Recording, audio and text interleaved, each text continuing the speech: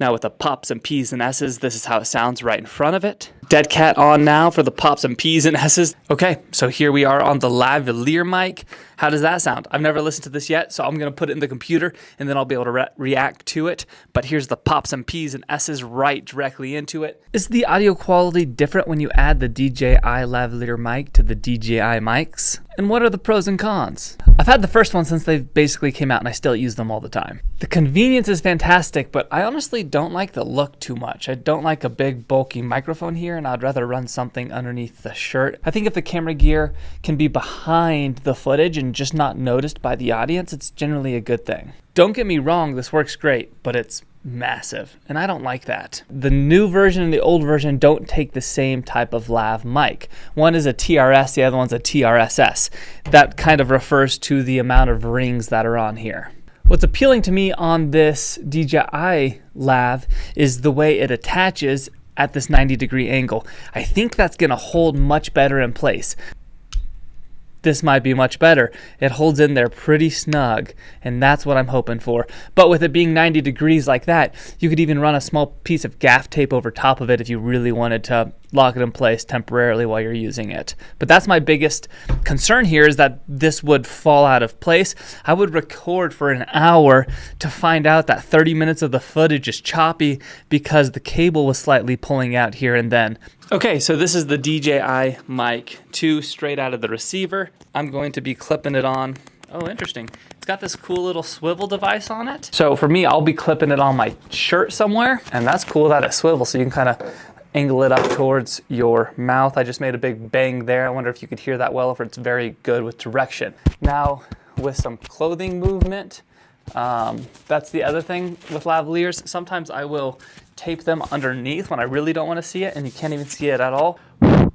That's what air sounds like going into it. I forgot to test that. Now plugging into the lav. Does that sound any better? Same thing. Sometimes someone will take a deep breath or breathe hard, and it's good to know if it's going to clip or if it's going to sound terrible or if it's going to sound good. Now, on my first impressions, this sounded really good right here.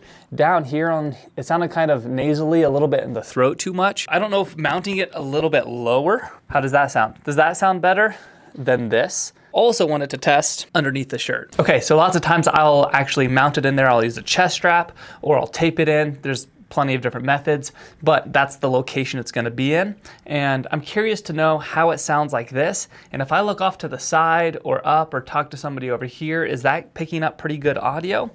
Or is it better to clip up here on the shirt? Now, I'm gonna play around with this insert to see if, okay, I pulled it out like 1/8 of an inch and put it back in. Is that cutting the audio out, or does that have a good enough connection?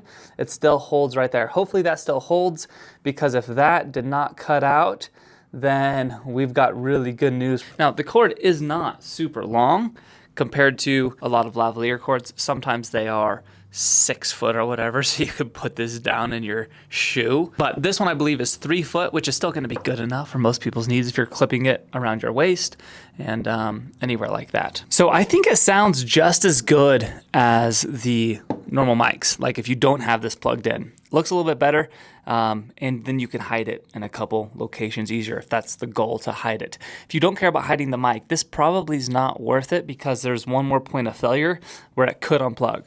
Although, with it coming out a 1/16 of an inch or so, I could not notice at all in the audio any difference, so that's fantastic. The old connection I had with the Shure mic would skip if it just slightly pulled out. So that's really good, that if this main piece moves around, it's not going to cut out. The swivel connector I think is really, really cool. I like that for what I'm gonna do because I can mount it places easier.